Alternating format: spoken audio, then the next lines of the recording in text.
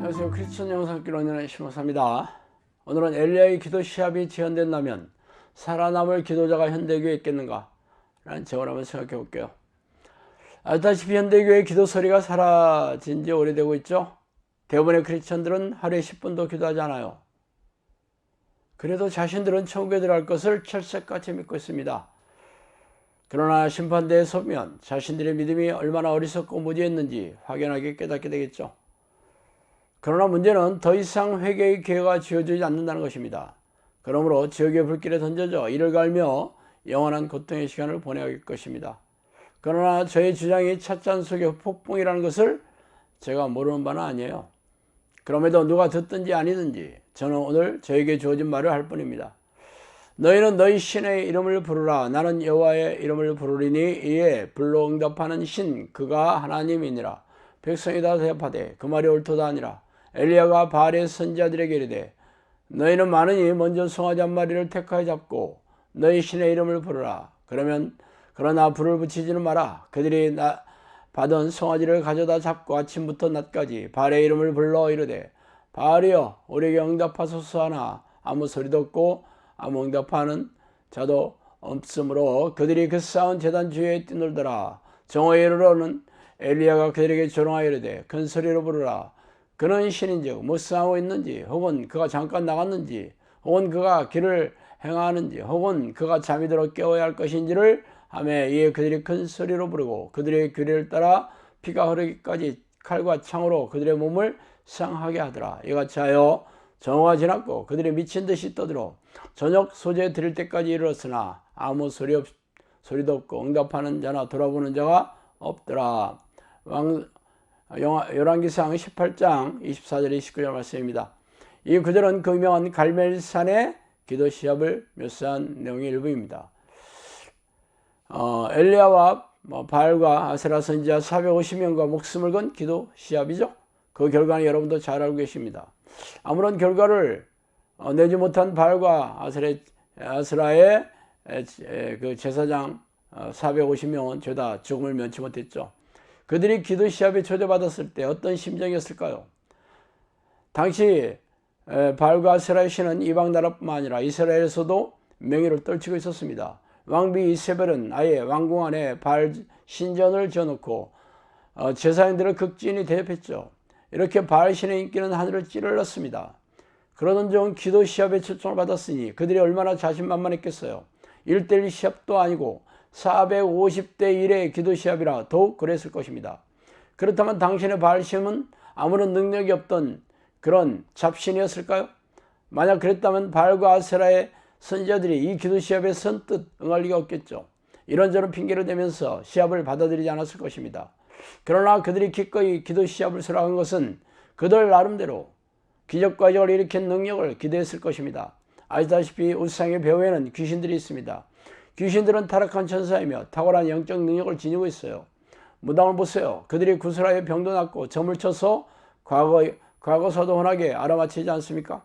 잘나가는 이단 교회의 특징이 바로 신비로운 현상들이 많이 나타난 것이죠. 또한 고질병이나 또 각종 정신이라도 치유되는 사건이 일어나고 있어요. 그들 배후에도 귀신들이 조종하고 놀라운 능력을 부여하고 있기 때문입니다. 그러므로 바알과 아세라의 선지자들은 과거의 자신들의 행적을 자신하여 기도 시합에 응했을 것입니다. 그러나 그들이 간과한 것이 있어요. 바로 하나님의 능력입니다. 귀신들은 하나님에게서 죄인들을 지배할 권리를 받았습니다.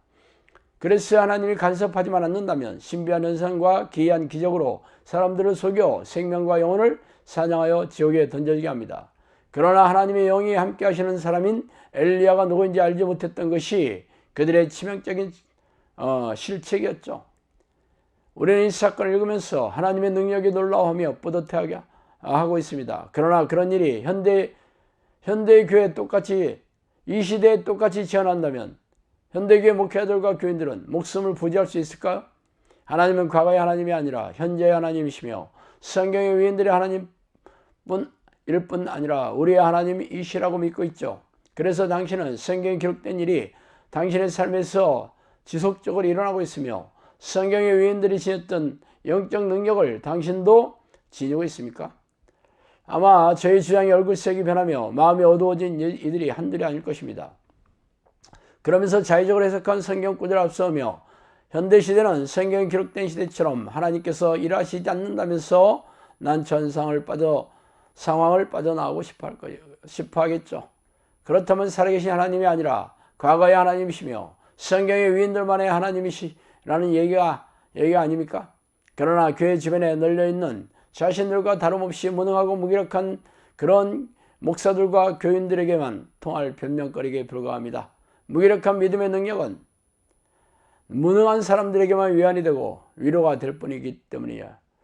현대교회는 수많은 타종교가 번창하고 교회 안에도 수많은 이단교회가 번성하고 있습니다.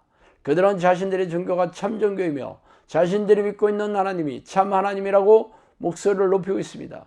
그래서 엘리야 시대처럼 각 종교의 대표자들이 모여 목숨을 건 기도 시합을 열어 참 하나님이 누구인지 밝혀보자면 어떤 일이 나겠어요?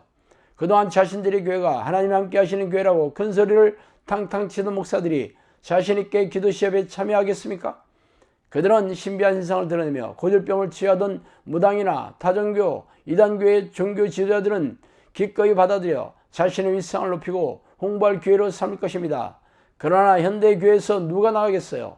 관념적이고 사변적인 성경 지식을 머리에 쌓아두거나 종교적인 예배식과 희생적인 신앙행위를 반복하는 종교행위로 대형교회를 이룬 단임 목사들인 얼굴이 흑색으로 변해 변명과 자기 합리화하기가 급급할 것입니다. 자신들에게는 이런 기적과 이적의 역사가 일어나지 않았기 때문이죠. 그러나 누군가는 자기 확신에 가득 차서 이 제안을 받아들일지도 모르겠어요. 그러나 그동안 기적이 일어난 적도 없는데 이 기도 시합에 참여한다고 해서 하나님 응답해 주시겠어요? 안타까운 목숨만 날리게 되겠죠. 물론 제가 말하는 이 기도 시합은 우리 눈앞에 펼쳐지지 않을 것입니다. 그러나 심판대 앞에 서면 영원한 생명의 갈림길에 서게 되겠다는 것을 잊지 마시기 바랍니다. 평생 무능하고 무력한 믿음으로 고단하고 팍팍하게 살아온 인생이 하나님이 외면하시는 증거가 아니라면 그 무엇이겠어요? 자, 오늘 여기까지 하겠습니다. 감사합니다.